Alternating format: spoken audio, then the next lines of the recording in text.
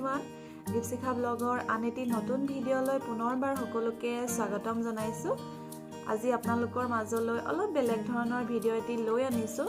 আশা কৰোঁ আপোনালোকে চাই ভাল পাব। মই অলপ দেৰি পিছত এফালে গৈ আছোঁ। আপোনালোকক অলপ কৈ দিওঁ, মোৰ এজন খুব ভাল বন্ধু, নাম অভিজিত গগৈ। ঘৰ আমাৰ ডিমৌৰ পৰা অলপ আঁতৰত, নামটো হ'ল গাঁওখনৰ নাম ধেমেচি। বহুত দিনৰ পৰা যাম ভাবি আছিলোঁ আৰু সিও মাতি আছিলে, তাকে ভাবিলোঁ আজি গৈ আহোঁ। আচলতে কথাটো হ'ল সি MA পাছ কৰাৰ পিছত লকডাউন হ'ল, তাৰপিছত ঘৰত এনেই নাথাকি সৰু সুৰাকৈ কিছুমান ব্যৱসায় আৰম্ভ কৰিবলৈ লৈছে আৰু তাৰে ভিতৰত এখন নাৰ্চাৰী খুলিছে। ঘৰতে নাৰ্চাৰী এখন খুলি কম সময়ৰ ভিতৰতে সি নাৰ্চাৰীখনৰ পৰা অসমৰ বিভিন্ন অঞ্চললৈ ফুল ডেলিভাৰী কৰে আৰু ময়ো লওঁ তাৰ পৰা ফুল, কিন্তু আজিলৈকে মই দেখাগৈ নাই। ভাবিলোঁ তাৰ নাৰ্চাৰীখন চাই থৈ আহোঁ আৰু আপোনালোককো দেখাম, তাৰ লগত চিনাকি কৰাই দিম, সকলোবিলাক কথা পাতিম।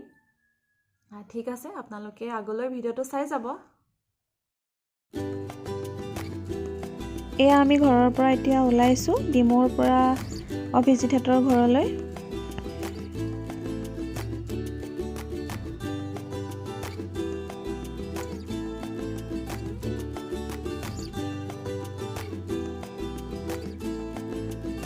আমি আহি পাই গ'লোহি। এয়া দেখিছে, এয়া আপোনালোকে দেখিছে চবফালে একদম ফুলেই ফুল। মানে অতি কম সময়ৰ ভিতৰতে তেওঁ বহুত কষ্ট কৰি এখন ঘৰতে নাৰ্চাৰী খুলিছে। আপোনালোকক চিনাকি কৰাই দিম। এয়া পূৰা ব্যস্ত হৈ আছে এইজন। দীপশিখা ব্লগলৈ তোমাক স্বাগতম জনাইছোঁ দেই। ধন্যবাদ। তোমাক মানে এতিয়া আমাৰ দৰ্শকৰ আগত চিনাকি কৰাই দিম। মানে ব্যস্ত যে, একদম সময় উলিয়াবলৈকে কম। মানে মই ডেলিভাৰী দিওঁ ন, ডেলিভাৰী দিয়াৰ কাৰণে অকণমান কেতিয়াবা মানে সময়টো নিমিলে। নহয়, তুমি যে ইমান কম সময়ৰ ভিতৰতে ইমানখিনি কৰিছানে, মই দেখি মানে আজি আচৰিত। আৰু কোৱাচোন, আমাৰ মানে দৰ্শকক কোৱা যে তুমি মানে চৰকাৰী চাকৰিৰ পিছত নালাগি মানে ঘৰতে এইবিলাক নাৰ্চাৰী খোলাৰ কথা ভাবিলা যে, কেনেকৈ আহিলে আৰু কেনেকৈ কামটো আগবঢ়ালা? গৈ পাই থাকোঁ। আমি মানে যেতিয়া গুৱাহাটীত পঢ়িবলৈ গৈছিলোঁ, তেতিয়া তাত মানে আমি ফুৰিবলৈ যাওঁতে দেখোঁ নাৰ্চাৰীবিলাক, কেতিয়াবা গ'লে ভিজিট কৰিলে দেখোঁ যে নাৰ্চাৰী কৰি পিনি ভাল এটা উপাৰ্জনো কৰিব পাৰি আৰু মানুহজন ঘৰতো থাকিব পাৰি। দুইটা কাম হয় মানে, তোমাৰ মানে খৰচ চিতা হয় আৰু উপাৰ্জনো এটা হৈ থাকে। সেইকাৰণে চাকৰিৰ পিছত নালাগি এই নাৰ্চাৰী বিজনেছলৈ অহা হ'ল। সেইটো কথা। আৰু তুমি গুৱাহাটীৰ পৰা MA কৰি অহাৰ পিছতে এইটো কামত জড়িত হৈছা ন? হয়। আৰু ইয়াৰ পৰা তুমি এই পথটোৰ পৰা তুমি মানে কেনেকুৱা ধৰণৰ হেৰি পাইছা, কি ক'ম এইটো? ইয়াৰ পৰা আপোনাৰ মানে কি হয়, যিসকল আমি লগ পাওঁ মানুহ, এতিয়া ফুল ভাল পোৱা যিসকল মানুহ, গোটেই মানুহবোৰৰ পৰা এটাই কথা আমি গম পাওঁ যে চব পজিটিভলি ভাবে কথাবিলাক, সেইটোৱে প্ৰেৰণা দিয়ে সদায় যে এই ব্যৱসায়টো কৰিছোঁ বা অন্য ব্যৱসায়ৰ লগত এই ব্যৱসায়টো আচলতে নিমিলে। ফুলৰ ব্যৱসায় আৰু বেলেগ ব্যৱসায়ৰ লগত সম্পূৰ্ণ ডিফাৰেঞ্চ আছে। ফুলৰ লগত আমি পঢ়ি থকাৰ পাছত যিখিনি মানুহ লগ পাইছিলোঁ, ভাল লগৰ ল'ৰা ছোৱালী বা চাহ বাইদেউহঁতক লগ পাইছিলোঁ, এতিয়া মানে এই ব্যৱসায়টোত লাগিব পৰা আমি সেই একেখিনি মানুহে লগ পাই থাকোঁ সদায়। আচলতে মানে যদি মই বেলেগ এখন দোকান বা কিবা এটা দিলোঁহেঁতেন, তেতিয়া হয়তো ইমানখিনি মানুহ লগ পালোঁহেঁতেন। কিন্তু এতিয়া যিখিনি মানে কাষ্টমাৰ গ্ৰাহক লগ পাওঁ, সেইখিনি শিক্ষিতই হওক আৰু মানে জনা বুজা মানুহখিনিয়ে লগ পাওঁ। সেইকাৰণে তেওঁলোকে সদায় পজিটিভটো কয়। পজিটিভটো কোৱাৰ কাৰণে মোৰ মানে কামটো কৰি এটা বেছি ভাল লাগে আচলতে। তুমি ভাবিছিলানে মানে কেতিয়াবা এনেকুৱা নাৰ্চাৰী খুলিম পাছলৈ, নে হঠাতে আহিলে? হঠাৎ নহয়, গুৱাহাটীত যেতিয়া পঢ়ি আছিলোঁ তেতিয়াই মানে কি কৰিম কি নকৰিম তেনেকৈ লগৰবিলাকৰ লগত আলোচনা কৰি থাকোঁতে, এনেও আগৰ পৰা গছ পুলি ৰুই ভাল পাইছিলোঁ। সেইটো বাৰু জানো। তাৰপিছত সেই তেতিয়াৰ পৰা অকণমান মনটো বহি গ'ল। লকডাউনে বেছিকৈ প্ৰভাৱ পেলালে। লকডাউনে সম্পূৰ্ণ ঘৰতে থাকিবলৈ সুযোগ দিয়াৰ কাৰণে লাহেকৈ আৰম্ভ কৰিব পাৰিলোঁ। এতিয়া সৰুকৈ এতিয়া আৰম্ভ কৰিছোঁ। আৰু তুমি এইবিলাক আনা বস্তু ক'ৰ পৰা আনা, ফুলৰ পুলি? এইবিলাক আমি গুটি আনো, যিবিলাকৰ গুটি আনো। কিছুমান বস্তু আমি হ'লচেল যিবিলাক নাৰ্চাৰী, ডাঙৰ নাৰ্চাৰী, তাৰপৰা কালেকশ্যন কৰোঁ। সেই তেনেধৰণে কৰি আছোঁ বৰ্তমান। তাকে গ্ৰাহকবিলাকো ঠিকে পাইছে আৰু গ্ৰাহকৰ লগত মোটামুটি ভালেই, ফুলৰ চাহিদাটো যথেষ্ট আছে আৰু লাহেকৈ এতিয়া অলপ ফুলৰ চাহিদাটো এতিয়া বেছিকৈ তোমাৰ মানে পাত বাহাৰতকৈ এইবিলাক ছিজন ফ্লাৱাৰবিলাক বেছি আছে ন? কিছুমানে আপোনাৰ পাৰ্মানেণ্ট কিছুমান লগাব বিচাৰে, যিখনৰ কেনভাছ যিসকলৰ ডাঙৰ কেনভাছ ডাঙৰ হ'লে পাৰ্মানেণ্ট ফুল লগাবলৈ ভালো। এইটো তুমি ঘৰতে ব্যৱসায়টো কৰিবানে পিছলৈ আৰু দোকানবিলাক? পিছলৈ আছে, এটা প্লেনিং আছে আৰু লাহে লাহে ডেভেলপ কৰি নিয়া প্ৰত্যেক বছৰে। এতিয়া এনেকৈ আৰম্ভ কৰিছোঁ, আজি এবছৰ হোৱা নাই। এবছৰ নোহোৱাকৈ যে ইমানখিনি মানে কৰিছা, পাছলৈ আৰু যাতে ডাঙৰ নাৰ্চাৰী হয়, এনেও হোৱাটোতো কষ্ট কৰিলে হ'বই ন? 10 বছৰ টাৰ্গেট এটা আছে, 10 বছৰত মানে এখন সম্পূৰ্ণ পূৰ্ণাংগৰ নাৰ্চাৰী হ'ব বুলি আশা কৰিব পাৰি। আৰু তুমি ইয়াৰ জৰিয়তে আমাৰ নৱপ্ৰজন্মক কি ক'ব বিচাৰিবা? নৱপ্ৰজন্মক কি ক'ম আৰু, নৱপ্ৰজন্মক ক'ব পৰাকৈ মোৰ এতিয়া বিশেষ একো নাই। তথাপিতো মানে তুমি ক'বলৈ হ'লে আপোনাৰ মানে অকল চাকৰিমুখী নহয় পিনি আপোনাৰ মানে ব্যৱসায়মুখী হ'ব লাগে।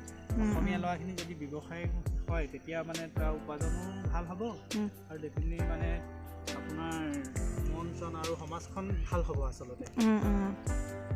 তাকে নৱপ্ৰজন্মক ক'বলগীয়া বিশেষ নাই, তেওঁলোকে সকলো আজিকালিতো জনা ইণ্টাৰনেটত চাই ল'ব লাগে, কিবা এটা কৰিব সময়ত ভাবি ল'ব লাগে সদায়, যিটো কাম কৰে স্থিৰে কৰিব লাগে। আৰু এইবিলাক কাম যে কৰিছা তুমি, ইয়াত তোমাৰ ঘৰৰ মা দেউতা চবেই তোমাক সহায় সহযোগিতা কৰে চাগে ন? প্ৰথমতে নাথাকে, আচলতে কি হয় পঢ়া শুনা কৰিলে সকলোৱে চাকৰি কৰিব লাগে বুলিয়ে ভাবে ন? সেইটো হয় বাৰু, সেইটো অলপ প্ৰেছাৰ এটা থাকে। তথাপিও মানে যদি তুমি ভাবি লোৱা মনে, তেতিয়া আপোনাৰ কিছুমান কথা মানে বুজাবলৈ সহজ হয়তো, আৰু এতিয়া আৰু বৰ বিশেষ প্ৰেছাৰ নপৰে।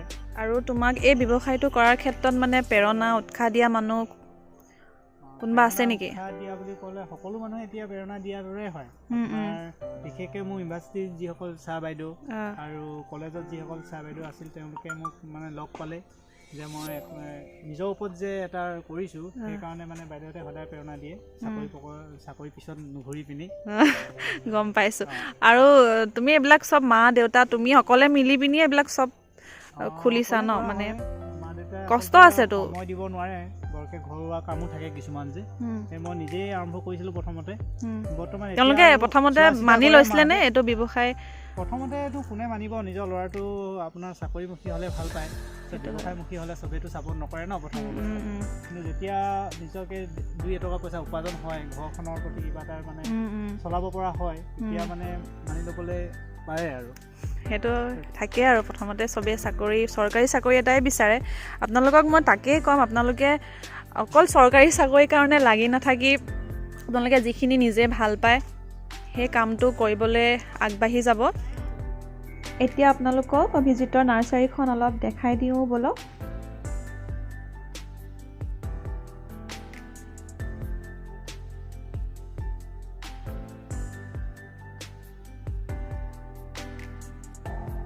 আজি আপোনালোকক যিমানখিনি দেখাব পাৰোঁ দেখাম। বহুত ফুল আছে, গোটেইবিলাক দেখুৱাটো সম্ভৱ নহয় যিহেতুকে, আৰু আপোনালোকক ছিজনৰ যিমান ফুল লাগে আৰু লগতে পাতবাহাৰ সকলোবিলাক অভিজিতৰ ইয়াত পাব। আপোনালোকে ইয়াৰ লগত কণ্টেক্ট কৰিব, মই ডেছক্ৰিপশ্যনত তাৰ নাম্বাৰটো দি ৰাখিম।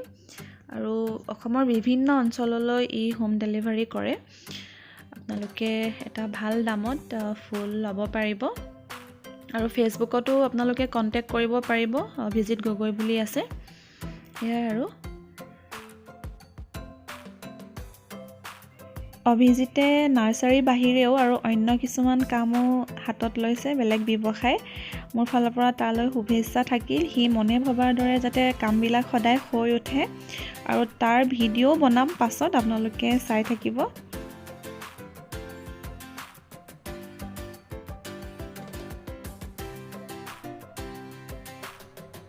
এইবিলাক ডাবল ইমপ্ৰেছনৰ পুলি হয়, একদম গোলাপ ফুলৰ নিচিনা ফুলে, বহুত চাপতে ভাল লাগে।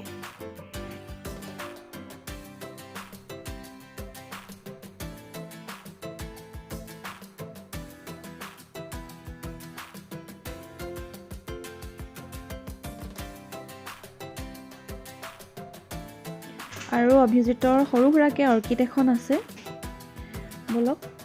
কিন্তু আপোনালোকক এতিয়া মই ভালদৰে দেখাব নোৱাৰিম, আন্ধাৰ হৈ গৈছে, আৰু সিমান অৰ্কিডত এতিয়া গুৰুত্ব দিয়া নাই কাৰণে ঘৰটো এনেকুৱা হৈ আছে, কিন্তু অলপ শ্ব' কাৰণে এনেকৈ ৰাখিছে। এইবিলাক অৰ্কিড